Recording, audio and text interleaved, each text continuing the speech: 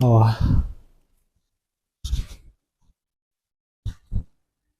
Бирок мен андай сөздөрдү иштетпей калсам, мен Өмүрбек болбой калам да.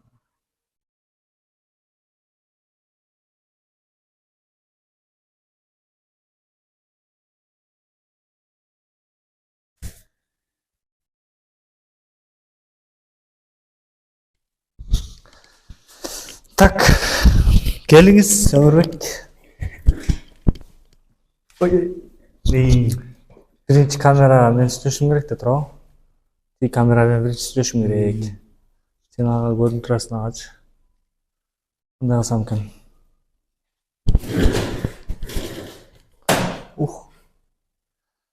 Ассаламу алейкум достор. Бүгүн биз подкаст өткөрөбүз. Ким менен десеңиздер, менин артымда турган жигит Рыспеков Өмүрбек. Учурда блогерлик жумушту жаңы баштап жаткан учуру. Мындан кийин кандай иштерди алып барат, эмне жумуштарды аткарат, ошол боюнча сүйлөшөбүз. Сөзсүз түрдө подкаст кызыктуу болот. YouTube боюнча, Instagram боюнча жана ушул ар бир адамдын өзүнүн жеке жагы кызыктуу. Жеке жагы дегенде эми жанагындай жашоосу эмес, бирок алда койгон максаты, ичиндеги ойлору, ошолор боюнча дагы маек куруп сүйлөшөбүз. Анда эмесе баштадык. Туурабы? Бир камераны текшерип коеюн эми.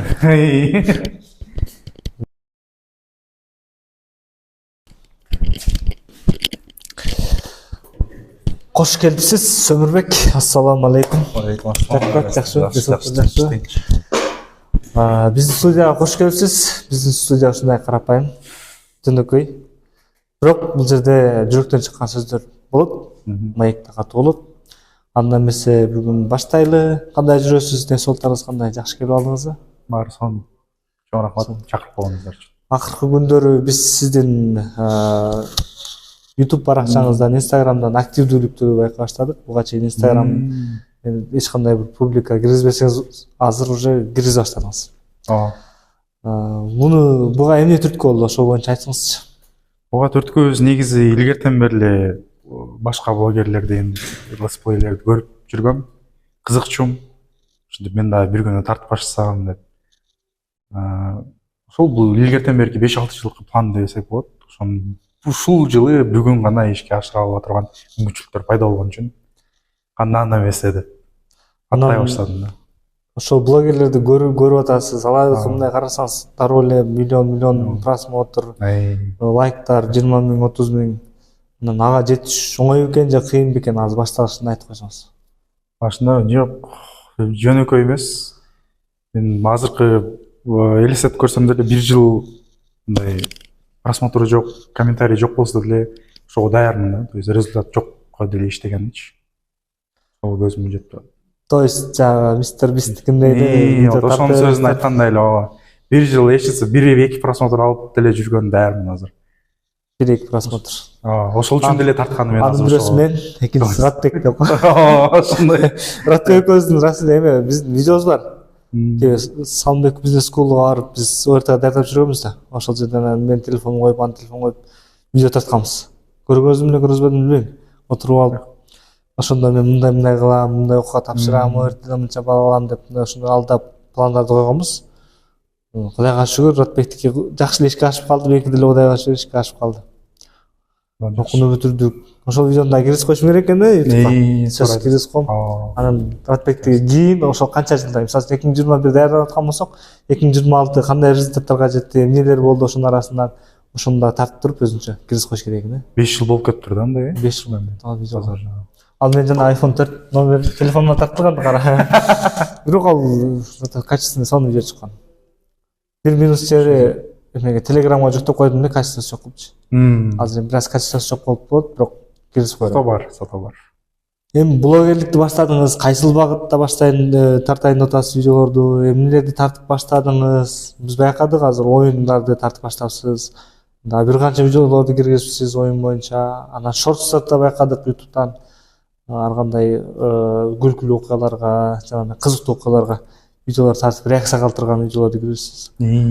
Алар кандай кетип атат? Алар негизи 1 жыл мурунку видео деп деле айтсам болот. Жакшы эле кетип аткан, өзүм чыштап койгом. Анан ал тематика бир кызыгып кайра өчүп калды десек болот да. Анан азыр тарта турган деле цель жок, максатым деле жок. Азыр болгону ошо YouTube канал жөнүндө сөз улантсак, ошо оюн жөнүндө эле гана видеолор чыгат деп ишеничтен. Башка багытта дагы видео тартай деген оюңуз барбы? Бар, бирок ал башка соц тармактарга чыгат. YouTubeга эмес. TikTok, только. например, TikTok, Instagram, ал жактарга да бир кандай бир контент жаратайын деген оюңуз барбы? Instagramга жасалма контент жасаш керек. Өзүнүн немесине карай, аудиториясына карайчы. Ал жакта жасалма жашоону жакшы көрүшөт. Чыныгы жашоону көрсөң, просмотр албайсың. Ал жака да аракет кылып баштадыңыз бирок. Жакшы эле жыйынтыктары. Жыйынтыктары эми шүгүр. Алда эми кандай максатта бул видеону тартып баштадыңыз? Максат эмне ушул видеону Максаты? тартып баштадыңыз? Кыргызстан номер 1 краш болоюн делечи. Шучу. Бирок негизи эле эгер оюн менен баштаган по идее целимчи ошол эле. Башкалардын майда чүйдө эле да. Бир өчүп кайра, күйүп кайра өччү эле нерселер. Бирок узак мөөнөттөгү ошо оюнда максат да Кыргызстан реально номер 1 болушу деген. Именно потому что себеби бар да андачы. Кыргызстанда азыркы учурда ошол тематикада тарткан, күчтүү болуп кеткен блогерлер жок. Именно оюн тарткан боюнча. Бирок орус тилинде тарткандар болсо Орус тилинде толтура. Англис тилинде андан эки эсе көп. Кыргыз тилинде жок.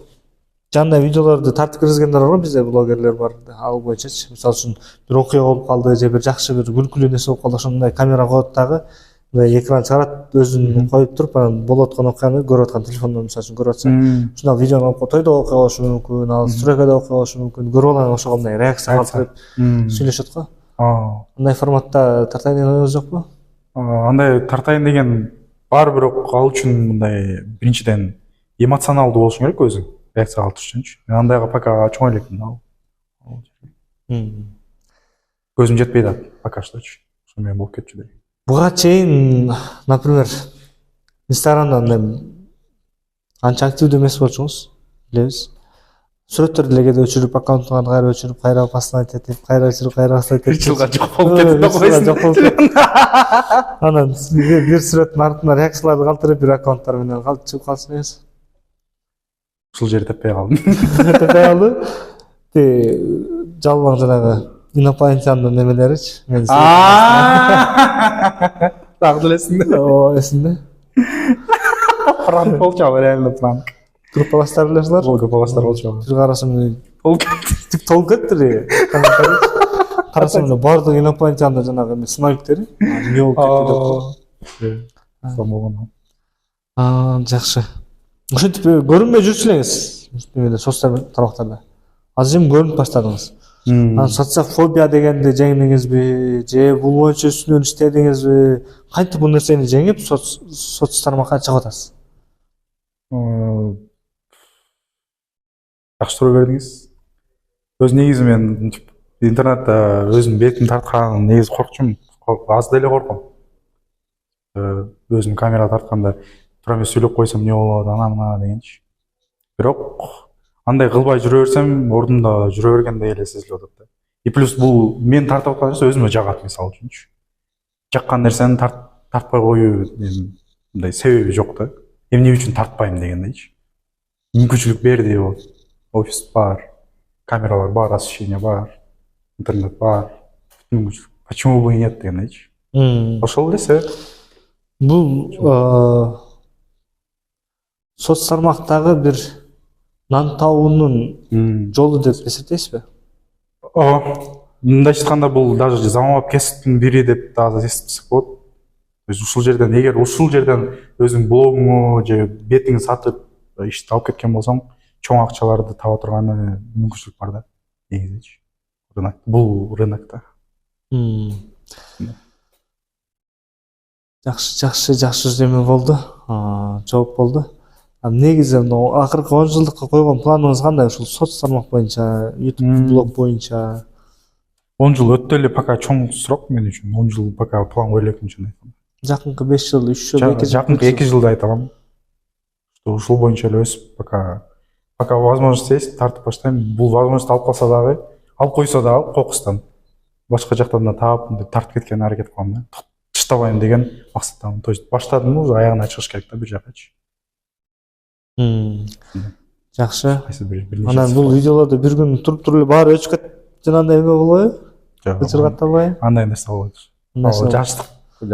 Чыгарып кое бересиз, уялбайсыз, кийин ойлонуп кетип кайра өчүрүп койгон андай нерсе болбойт. Азыр жылаңач чыгып видео тартып жүрөм. Ошончолукка чейин баары болуп калганда. Атым чыкпаса жер өртө деп. Жакшы. Дагы бир суроо. Азыр тактап айтып коелу, эми YouTube'га белгилүү болуш үчүн аккаунтуңуздун аты кандай? Мен YouTube'дагы каналымдын аты Өмүш эле. Атын өзүм Өмүш? кичкам Өмүш, чоң тамга. 4 тамгадан жазсаң чыгат. Бирок чыкпашы мүмкүн, потому что менде азыр 27 эле подписчигим бар. 27 подписчик бар. Аны поисттен татып издешиңерге ылдыйнанчы, ошондо чыгат. Может быть. Просмотр канча максимум? Максимум ал шортстан алып атам пока 7000 просмотр. Беркинде видеолордончу? Берки видеолордончу? Беркинде узак видеолордон даже 100 просмотрга 100 просмотрга жеткен. 100 просмотрга? Пока что 100 просмотр. Пока что 100 просмотр. Кийин миллионго чыгып, Кыргызстан ичинде популярный болуп кетсе, ушул видеону көрөсүң. Сөзсүз түрдө. Сөзсүз түрдө. Видео тартата. Сакалым өсүп калган 5 жылдан кийин. Бул менин YouTube каналым.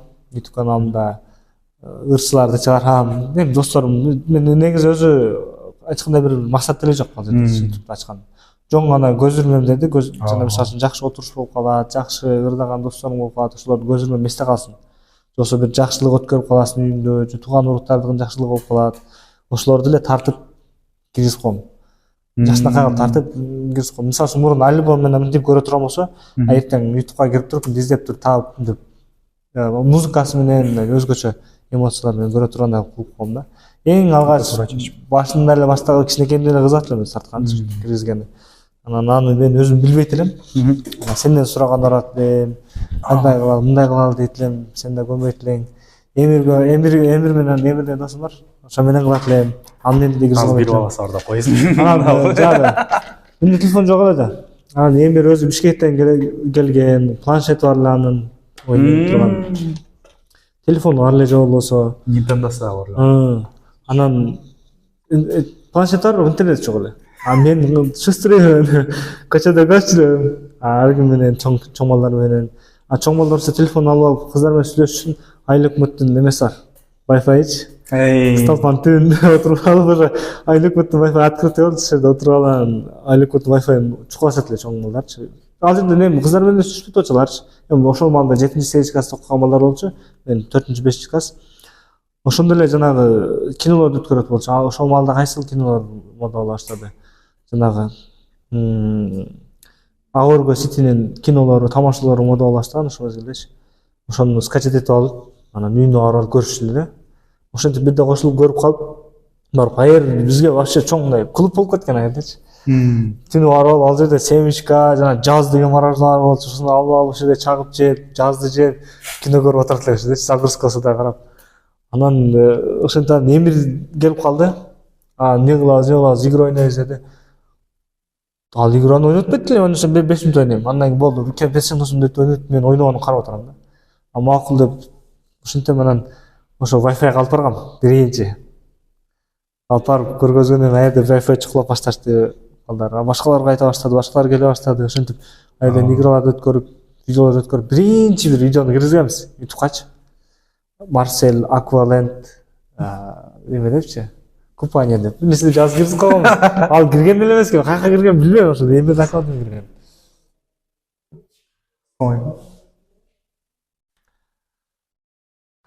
Кимдер бар? Ачы ошентип коюп. Билбейм, ким не дейишки. Ошентип черно-белый кылып коюш момент. Анан ошентип Эмир менен барып көрө баштадык. Ал дагы жана Ивангайды көрөт эле ошол мезгилде. Ивангай ошону азыр эле айтайын деп атып, Ивангай көрүшүм барат элек депчи. Ивангай көрөт эле. Анан мага кызык деле жок болчу, бирок көрүп отуруп калат элем. Ана деп көрүп ушинтип анан киргизели болуп ушинтип биринчи видеом киргизген. Кийин анан өзүм телефон алып баштагандан кийин киргизбей жүрдүм. Бир күн эле мынтип киргизип көрөйүнчү кандай болот экен деп. Аккаунтум бар эле, ошол аккаунт менен iPhone менен. iPhone 4 болчу. S или G, экөө бирөөсү, экөө да. Ошо менен эле мынтип киргизип баштасам эле кирип кетти бир видео. Өчүрдүм аны сразу. Анан карасам сүмөлөктүү видео бар экен биздинчи. 10 класс, 8 класс, 9 класс билген. Ошол видеону 2 бөлүп киргизиш керек экен анчы. 2 бөлүп киргиздим. Ошондон кийин ошо киргизип болот экен деп, андан кийин кетти видеолорду киргизип баштадым, ар кандай тартып. Азыр эми видеонун алды уже миллионго жетет болчу. Искусственный интеллекттин ырдаганы киргизип койгом да. 600 миңге барып, анан автору айтып калды. Алып кой, башкалар дагы киргизип алып, башкалар деле жүрөт деп, башкалар айтып атат. Дедилер, анан макул деп экөөбүз сүйлөшүп алып койдук. Бирок эми общий көрсөтүүдөн алып койдум, бирок мен өзүм көрө алам ал видеону. Сокрытый кылып койсуң. Сокрытый кылып койдум. Анан ушундай кылып койсом болобу деп эркиме макулдаштым, ал деле макул болду. Ошентип анан турат азыр. Ошол жөнүндө айтып берсең, ким кайсы эле автор аты? Искусственный интеллектпи? Ооба, видеону жасаганы эсимде да. Прям реально автор өзү сага кайрылды жазып. Ооба, өзү кайрылды. Ал эмне болду?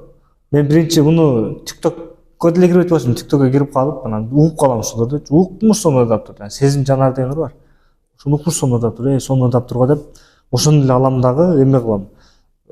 Звугун, видеону скачать этип алам дагы, анан звугун алып туруп, искусственный интеллект менен 2 адам сүрөтүн коюп коем, жасап ырдап атканчы.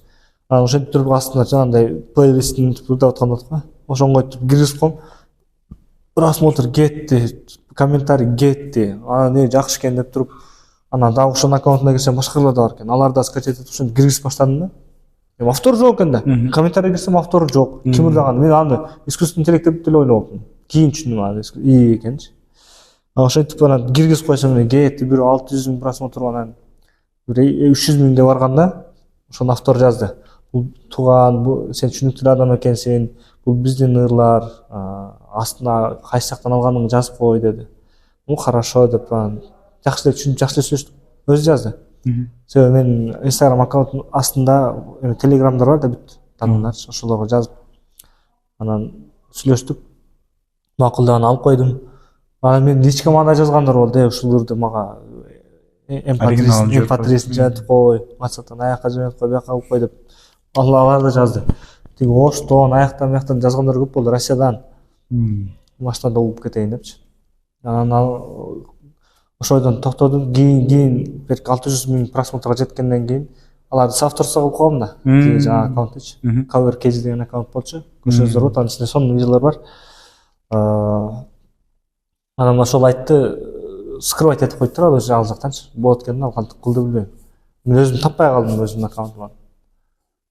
Эменичи, видеомучу 600 миң просмотр. Андан кийин жанагы ушундай кылып өчүрүп кой деп кийин кайрама эскертип бергенден өчүрүп жанагы ограничение кылып койдум, доступ ограничение кылып койсом кайра чыгып калды өзүмө. Өзүмө чыгып калды, бирок башка общий көргөзүлбөйт да алчы. Анан эң кызык жеричи, кеч жакында эме болбоду? Бир жыйынга барып калып, анан маршруткада кетип атабыз, жолдо баратсак, бирөө эме чыгарып калды. Музыка коюп башташты, билүүсүнчү маршрутканын ичинде, тойдо болсо эле. Анан бир малда эле биякта менде сонун нур бар дейт. Кандай экен деп, анда чыгара элек болсун, өчүрө элек болсун видеону. Кандай экен, кана коюш десем, менин аккаунтума кирип, менин нурумду коюп атат да. Ал 15 жолу угат экен да күнүнөчү. Жакшы даган да. Бакырайым деген нур болчу. Анан ошентип койду, анан бул мен сүрөттү карасаң мен турам десем, сенби деп анан сенин аккаунтуң бар жана таң калып. Анан ошентип ал жерден көрдү. Башка видеолорунда көрүп чыгып туруп, полностью молодец ошонан. Эми кандай болсо дагы элге кичине жардам эткен да. Ошентип анан бүгүнкү күндө деле аккаунт иштеп атат. Анча-мынча видеолор киргизип коем, тоого чыкканда, айсалга барганда жакшы көзөрмөм берди. Өзүм үчүн бул. Биринчиден өзүм үчүн. Ушундай. Кандайдыр бир финансылык максатта деле ачылган эмес. Монетизация кылган аракет кылдым, карта улаш керек экен, картам жок турат дагы эле. Карта улашында бир пайдачы нерселер бар экен, алар дагы турат, алар делечи макул иштесебиз. Пайдасы деле жок мага депчи. А так просмотрлар жакшы. Өзүмдүн видеолоруман 100 миңден ашык просмотрлар бар да. Общий подписчигимдин саны 5 миңден ашык уже. 5 миңден ашып калды. Өзү эле элдер кошуло берет, а нече эмес жок. Ошундай. кээде эме кылам, жаңы ген пландар болот го. Ошолорду алдын ала угушум боюнча, көрүшүм боюнча карап туруп видео тартып чыгарып коем. Мисалы үчүн ондой жол болот, мындай салынат депчи. Азыр эми мисалы үчүн ошол мезгилде тарткан видеолорум азыр мисалы үчүн жакшы өзгөрүүлөр болуп, жанагы видеолор жакшы эле эме алып калды. Просмотр алып калды. 17 000 просмотр болду алар. Бирок ошол результат болду.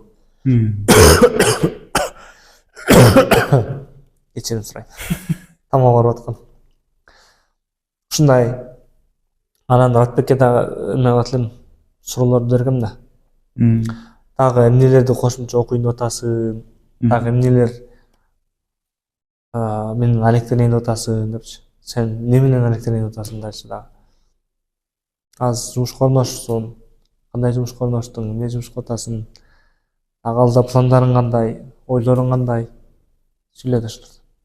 Менен сурасың? Ооба. Сен Ратбектен сурадың деп атасың. Ратбектен дагы ушул сурайт эле, сураган да сураган видеодочу.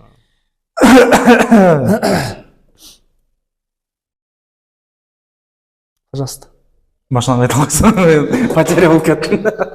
Жок, азыркы иштеп аткан жумушуң кандай? Жана кандай окууга тапшырасың ушундай кылып? Жок, дальше кандай пландар бар? Пландарым өзү быйылкы жылгачы кыстап үйлөнүп салайын деген эле максат болот. Ошол самый главный. Судан чыгайынчы. Самый главный ошол болот азырчы.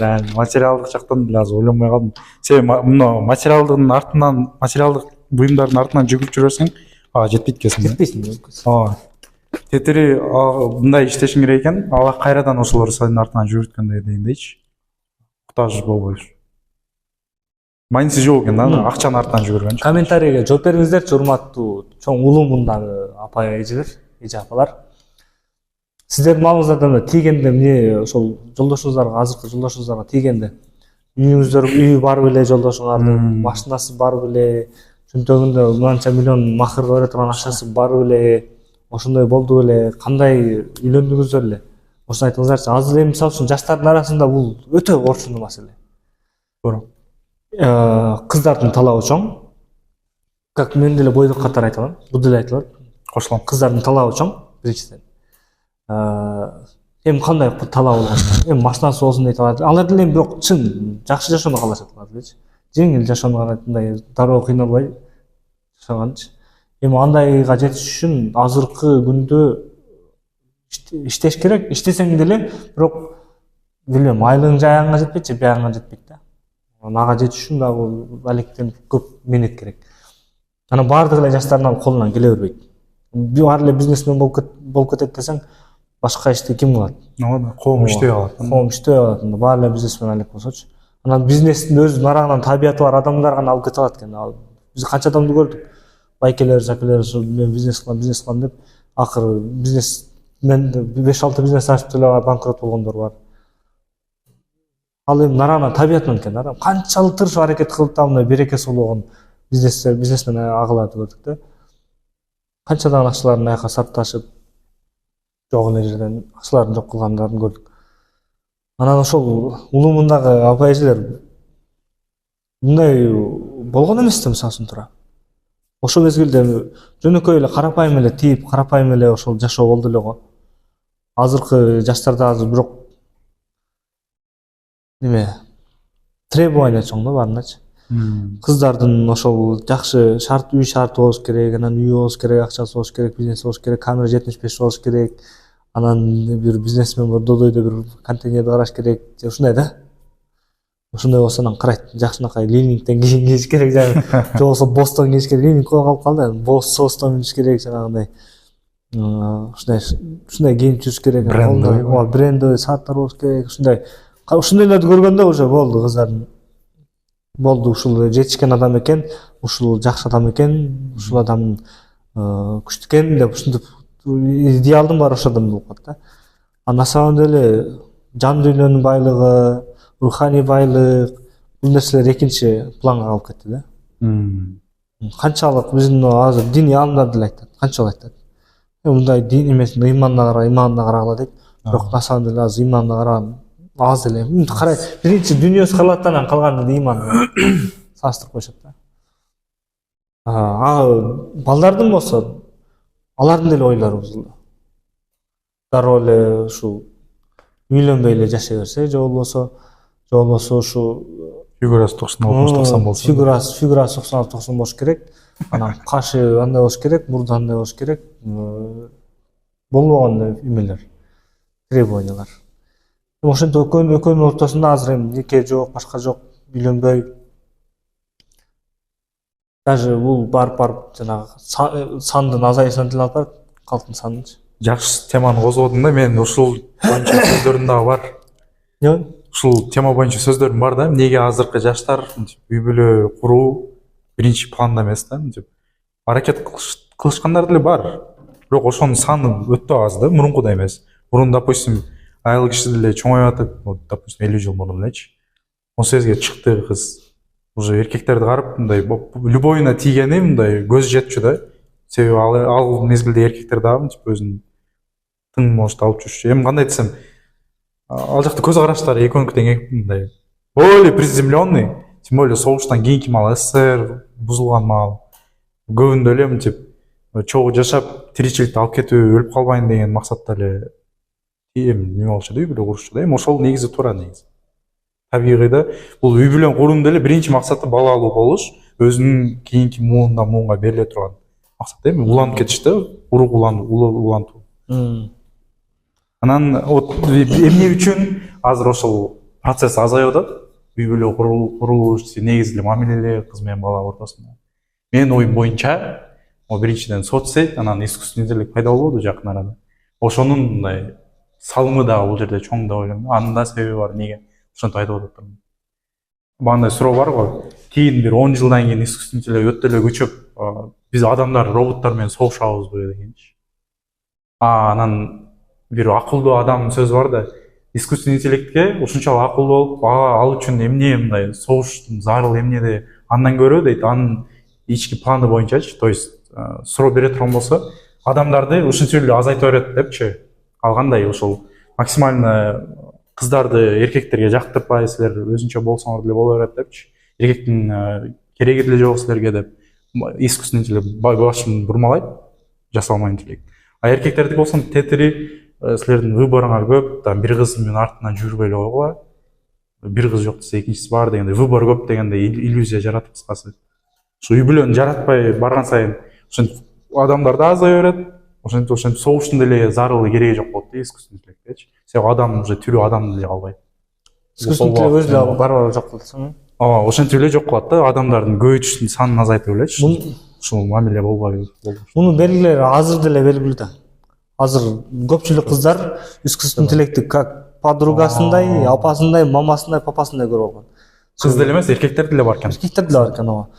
Карайт, мисалы үчүн мен мындай кыз жагып калды деп искусственный интеллектке баарын айтып берсе, ал ошол мындай кыл, анан мындай кыл деп совет берет экен. Анан ушундай аракеттерин кылып көрсө, уже болду, ал искусственный интеллектке байланып калат экен да.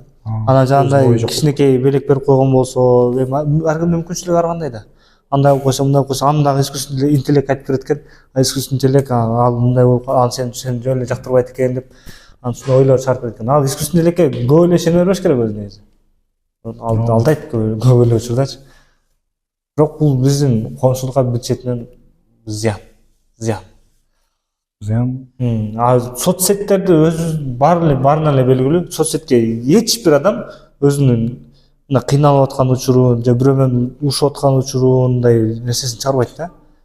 Чыгарса деле бирок жана ийгиликке жеткенден кийин анан ал жагын чыгарып коюш мүмкүн. Кошуп видео кылып жасап, музыкаларды коюп жасап чыгарып коюш мүмкүн, эски жагынчы. Тартып алат убагында. Анан кийин ийгиликке жеткенден кийин чыгарып коюш мүмкүн. На самом деле жашоосу кадимкидей эле, баарын эле тирилиги ар кандай. Ошо өзүнүкүндөй эле, кадимкидей эле. Просто ошону идеальный кылып, жакшынакай кылып жасап, сүйлөп, коозоп, бактылуу көзүрмөндөрдү чыгарышып, азыркы жаш үй бүлөлөрдүн бузулушу да ушундан болуп атат да. Негизичи биз мынтип отуруп алып аксакалдардай сүйлөбөй. Негизи боло турган нерсени айтып атабыз. Акылдуу деле болгон жокпуз, экөөбүз отуруп жөн эле маектешип. Бул биздин көйгөйүбүз да. Ооба, жөн эле көйгөйүбүз, ушундай жөн эле маектешип атабыз. Маегибиз кимге пайда берет, кимге зыяны жок, бирок балким пайда берет деген жакшы ниет менен. Быйыл 22-че чыккан. Бул теманы коркуп, откладывать кийин дей берсем кийин боло берет да. А кийин дегенде уже мен барган сайын адам катары деле өрчүп атам да, местомдо турбайм. То есть 18 жаштагы мен менен 22 жаштагы мен эки башка адам да, почти что. А азыркы состояние 5 жыл кийинки, может 27 жашта өмүрбек алдында мышлениябыз башка болуп калат. Акылдуу болуп.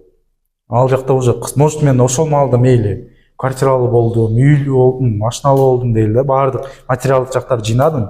Бирок анда кыз тандап калам да. Анан мен көзүм жетип турат. Уже эле тандап баштадым мындайчы. Анан үйлөнгөндөн кийин сен баарына жеттиң да.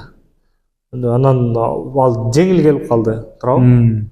А любой момент аны сен таштап коюш мүмкүн да. Ажырашып кетиши мүмкүн, башка болушу мүмкүн, туурабы? Ооба, баллуу жок болуп калат кыздын.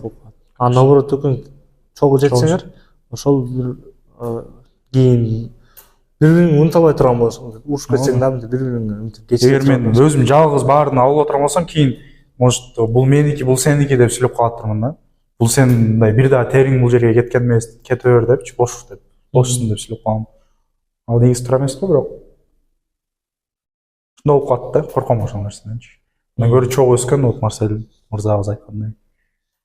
Жакшы снизу. Мен неге бул нерсени айттым? Себеби көпчүлүк байкелер менен, акелер менен сүйлөшүп калганда айтышат да, мен отуруп эле ушу совет сурай берем. Канча жашта үйлөнүш керек, кандай болуш керек, кандай таанышкансыңар деп ушинтип эле сурай берем чоң эле кишилерденчи. Арасында бизнесмендер, анда чоңдор деле бар, башкасы бар.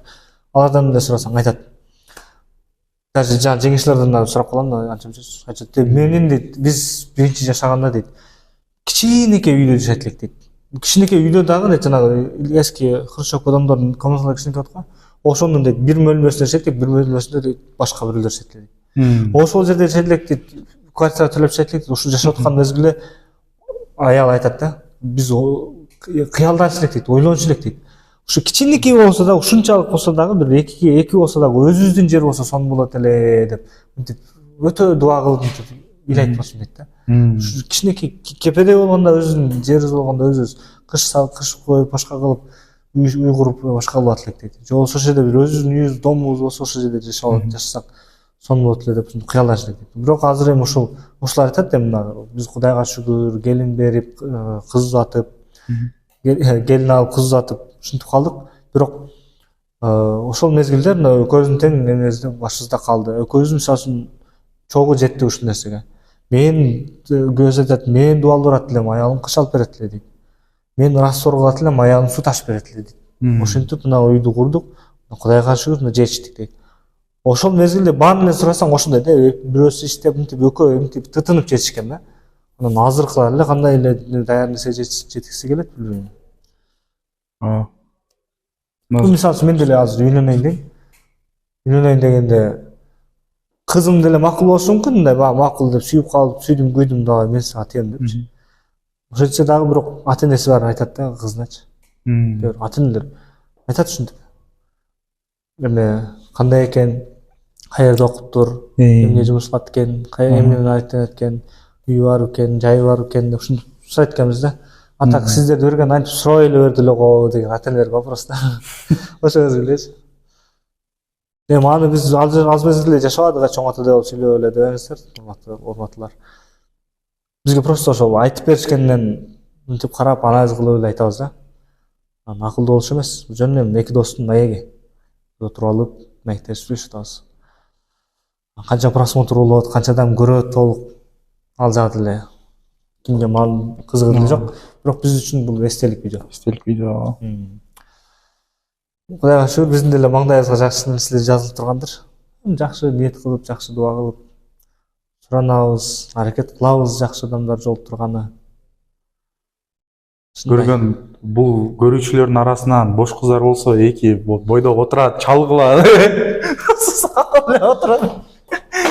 Что бошпуз да? Адресинди айткым келди. Анан эң кызык жери мен мынтип сүйлөп, мындай шустрыйраак болуп турсам, көп ойлошот экен мен эме депчи, бабник депчи. Билбейм каяктан. Нормально эле кыз сүйлөшүп отношения куруп көргөн эмессиз негизи, бирок бабниксиң да. Бирөө менен мындай сүйлөшүп элексиң, бабник болуп каласың. ушундай жашоо. Азыркы учурда үй алуу темасын өтпөйлү. Үй алуу темасы кандай болуп атат? Сен мисалы үй алайын деп сен деле аракет кылып атасың, ипотека кочуп туруп койсоң керек алигиче. Меникин кабыл албагайбы? Отказ кылып коюшту. Эмне болду билбейм, аны көрөбүз. Туруп койсоң керек. Азыр үй алыш үчүн кантип алса болот? Ушул боюнча ойлондуң беле? Ойландым. Бул эле максаттардын бирине келет. Үйлүү болушчу. Бирок ал үйлүү болуш билбейм мындай. Азырынча татаал эле суроо. То есть мен деле көзүм жетип, бир жетпей калат. Госипотекага деле мындай ишенич ошо тизмекке турганым деле мындай ишенип, качан ушул очуттун келсе алат элем деген максатта койгон эмесмин. Жөн эле легалочкичи. Туруп коңуз. Грубо айтканда мамашанын просьбасы болчу. Туруп кой, эч нерсе болбойт, бир жериң түшүп калбайт дегендей максатта. Үйлүү болуш үчүн катуу иштеш керек. Акча, главное акча чечет. Ошонун эле жолун койдуң. Башка вариант жок.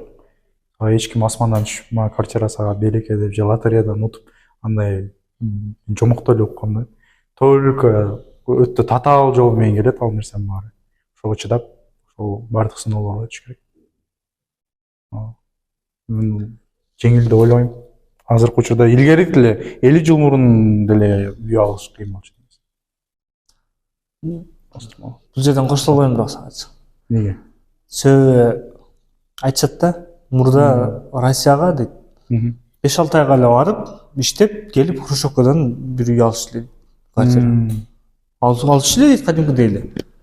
Барып 5-6 ай иштеп, Россияга, Москвага барып, жер күрөйбү, башка кылабыз, кар күрөйбү, не кылат, эшик шыпырабы. Барып 5-6 ай иштеп келип туруп эле, бияктан бир үйлөрдү алып, кадимкидей алып жашап кете беришкен да дальшечи. Же болбосо бир заводдордо иштетишкен. Ошол жерден эле 1-2 жыл иштегенден кийин өздөрү адам канча үй бүлөсүнүн саны канча ошого жараша үй беришкен кадимкидей. Ошондой болчу экен да мурдачы. Азыр эми Россияга барып 10 жыл иштесең зорго бир үй алып атасың го. Ушундай. Сиздинчи? Өтө кымбат азыр. Эстеп чыккан мен 25 жыл жөн эле кул болушум керек экен да, бир үйгө жетиш үчүнчү. Кул болуп. Эч нерсе жебей, өзүмдүн нерсени аяп, ден соолугун кетирип, кийим албай, тамак албай, 100% зарплатаны сактагандабы? Анан үй алат экенсиң да. Билбейм кандай жана бир эме барбы? Жакшы окуя бар. Баласы атасынан сурап берет экен да. Ата биз неге эме дейт экен. Бай менен кедейдин айырмасын айтып бериңиз дейт экен да. Анан балам дейт экен, сен кедей эмес эмне жөнөкөй үй бүлөдөн чыктың. Кедей эми ылдый бай эмес да, бай эмес үй бүлөдөн чыктың. Мен бай боло албадым. Бай менен кедейдин айырмасы ушундай дейт экен. Сен биздин үй бүлөдөн чыктың, сен 10 этажга көтөрүлүш үчүн сен 1-этаждан баштап тепкич менен чыгып барасың дейт экен. Бай үй бүлөдө төрөлгөн болсоң балам сен дейт экен. Анда сен 5-этаждан чыкмаксың дейт экен. 5-этаждан нары жөөчүп кетмексиң дейт экен. Мындайча айтканда 1-этаждан бул жеткиче байдын уулдары, бай үй бүлөдөгүлөр бир аз эртерээк жетет экен. Себеби алардын бизнес баштайын десе акча каражаты бар. Баласына кичине атасынан башкасынан кичине инвестиция кыла коет, алып кетет калганчы. Кедей болуш үчүн ал акчаны табышың керек да сенчи. Табышың керек. Менет кылып, антип аны алып сатып, муну алып сатып табышың керек. Бир аз кыйынчылык болот. Бирок биз баары бир жетебиз. Биз ошо 1-этаждан баштадык да биз. Өсө жетебиз. Мен подвалдан эле баштадым го дейм. Министрденби? Парковкадан да койсо. Жөн эле дальше. Ушундай. Экөөбүздүн тең азыр үйүбүз жок. Үйүбүз жок. Ар жерде жүрөбүз. Бирок максаттарыбыз бийик. Аракетибиз чоң. Бирок кээде өзүбүзгө өзүбүз сомнение болуп калат. Чын эле жетебизби? Чын эле үй алабызбы деген ойлор басат. Ага карабастан кайра аракет кыла беребиз, жетебиз. тобокелчилик арабыз депчи. Бирок ошол нерсеге жетиш үчүн кете туруп сенде деле болуп атса керек. Жаныңда бир жубайың болсо, жоксо мындай сени колдогон кыз болсо депчи. Бул өз негизи жакшы сөз бар го. Бүт материалдык нерсени таап алгандан кийин дагы ошол нерсе менен ким менен бөлүшө албаган адамым жок болсо, анын мааниси жок баардын дегенчи. То есть мисалы үчүн 10 квартиралуу болдуң, 10 машиналуу болдуң, бирок ошол жаңылык менен, жакшы жаңылык менен бөлүшө турган адамың жок болсо, анын кылганың ноль да. То есть өзүңө мейли, өзүң үчүн кылдың, ал нерсенин даамын таттың, бирок ошол комфортко адам тез эле көнүп кетет, 1-2 айда элечи. Сен ошол норма катары эле кабыл каласың да өзүчү. Жашоң кайра нормалга түшүп калат. Мурун мисалы үчүн азыр биз мисалы үчүн шаурма алып туруп ошого рахаттанабыз го. Ал жакта мисалы үчүн стейк алып жеп калсаң, ошого рахаттанып, эми ошол жөнөкөй нерсе деп эле кабыл алып каласың да. Жөнөкөй тамактай элечи. Оозуң ошого көнүп калат. Бул балуулук анда эмес да. Балуулук именно могу процессте.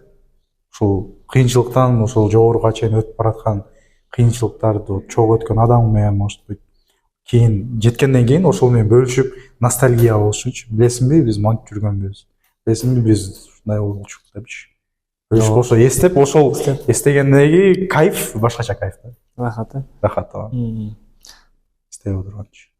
Ошого кыздарга ушундай моментте өз негизи кыздар эгерде көрүп атсаңарчы, ушундай моментте ушундай балдардычы кармап алсаңар, аягына чейин чыксаңар, силерди өмүр бою сыйлап өтөт да, эгерде ошо жардам берип жанында жүрсөңөрчү. Өмүр бою сыйлап өтөт. Мен мисалы үчүн мага ушундай моментте колдоп, жанында ушинтип жөлөк таяк болуп, сөзүн айтып, эмесин айтып, поддержкасын берип ушинтип турган кыз отурган болсо, мен ал адамды өмүр бою сыйлап өтмөкмүн.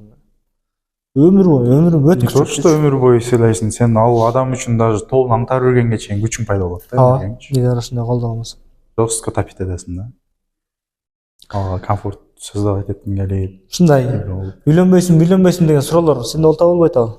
Мага жок, мага бока берилди. Менде тууган уруп көп барып каттап жүргөн үчүн менде көп айтып беришет бар. Бирок ушундай адамың тапсаң, давай, пожалуйста, сразу үйлөнөсүң, андай колдоп жана айтып турган адам болсочу. Анан эч ким мындай колдоп, ой, кайра сени эме кылып турган болсо, ал адамга үйлөнгөн эмес, даже үйлөнгөнгө оюң да болбойт да. Кетип үйгө келсең, неге муну алып келбедиң, неге бизде мондай нерсе жок деп башың жеп турса, келгиң деле келбей калат да, кайттан келбей калат. Каяктан үйлөн десең керек. Каяктан алдың ушул кызды дейсиң да. Наоборот, жоктон бар кылып, үйдө жок болсо дагы бар деп келсең, жоктон бар кылып нерселерди бышырып даярдап турган болсо жок. Бир картошка кап алып келсең, андан фри жасап, куурдак жасап берсечи, кууруп 3 башка тамак, 3-4 ташка башка тамак. Пюре кылып, картошкадан берки эме бар еще жана, котлет. Котлет, драники кылып салса, вообще базар жокта. Ошентсең сүйүнөсүң да. Конечно. Бир айтчу сөзүм бар эле, унутуп калдым азыр. Важный. Жоктон бар нерселерди кылып, үйрөнүп, колдоп турган болсо жок. Ошол реально эркекке көп деле нерсе керек эмес деп коелучу, мындай айткандачы. Жакшы сөз, жакшы тамак болду. Анан ошо мындай тынчты алыш керек да, эркектин тынчынчы. Мисалы үчүн көчүп эртеден, мисалы үчүн ишке чыгып кетсең, кечке чейин сен стресс болуп келесиң, ал жакта почти согуштай эле. Үйгө кайтчу жериң тынчтык жер болуш керек да, мындай зона спокойствия дегенчи. Кирип туруп эс алып, кайрадан чыгып кеткенчи дагы согуш. Ошондой кабыл алыш керек да, ошол орун жер чүйүнчү. Ошондой уют, атмосфера, спокойствияны чакырса аял киши, всё да кайткың келе берет ошол жака кайра-кайра. Хадиченебиз Пайгамбар саллаллаху жубайы, биринчи жубайы. Ошондой болгон экен да. Ошондо Пайгамбар саллаллаху кийин көз өткөндөн кийин дагы башка аялдарына Хадича бөлөкчө эле деп ушундай айтып беришкен да. Беркилер өтүп кетсе дагы Хадиченебизден кызганыч экен да. Кийинки аялдар кадимгидей кызганыч экен. Кызган. Себеби ал ушундай аял болчу экен. Киргенде адам жай сырттан ушунчалык чарчап киргенде дагы жай жан таба турган аял болчу экен да. Эс алдыра турганчы. Киргенде мойнуна илип десем, жок. Кайра колдоп эртеси күнү мындай мужик кылып кайра чыгарып коечу экен. Мисалы үчүн Пайгамбар саллаллаху алейхи даже канча жыл, 2 жыл болсо керек. бир тоодо жаткан пайгамбарлык түшүп аткандарчы. Элден обочуланып, элден чыгып баштаган да. Элден чыгып ошо тоого барып ушул жакта жатат, ушул жакта үңкүрдөчү. Жатканда Хадиченес ошондой 50 жаштарда болсо керек эле. Пайгамбар саллаллаху алейхи вассалам 30-40 тегерегинде болсо, 50де болсо керек эле. Ошондой мезгилинде Пайгамбар саллаллаху алейхи тамак алып түшүп турушканда, ошо тоого азыр көрсөң вообще чоң, өткөндө бир видеосун көрдүм, чоң тоо экен. Ошол жакка каттап канча 2 жыл бою канча бир дагы жолу айткан эмес экен, болду Мухаммад төшүп болду. Эмне кыласың бuyакта, эмне кылып жүрөсүң, жөн келип отур деп. Бир да жолу айтпаптыр да. Жөн эле чыгып барып ташып, тамак ташып ушинтип багып турган экен жактачы. Бир да жолу жанагы эме кылган эмес экен да. Кайча каяктан кыла бербечи деп атыр да. Каяктан сүйлөй бербечи деп атыр вообще. Вот ошондой аял болсо. Бул жашоonu жеңдиң го дейм. Бул жерде бактылуу, ыраазылуу өтөсүң го дейм. Басып койдум. Спорки, чумоки. Кыскасы ушу Хадиша энебиздей кыздар керек болду азыр срочно. Силер ошондой болсоңор чалгыла 0-777-77-53 чалтысына. Смело круглосуточно доступмун. Сени да чалар келет. Жакшы маек болду. Жакшы маек болду. 46 мүнөт болуп кетти. Канча болду? Көрбөй. Кыскартып. Айначы көргөз дегенде. Кирсе кирсез. Мощный видео кирис болосуз. Рахмат чоң маек курганыңызга. Бул эсте калат. Эстелик болот. Сиздерге дагы чоң рахмат. Аягына чейин көргөндөр болсо, рахмат. Мындан кийин да ийгиликтер болсун. Саламатта калыңыз. Лайк, подписка.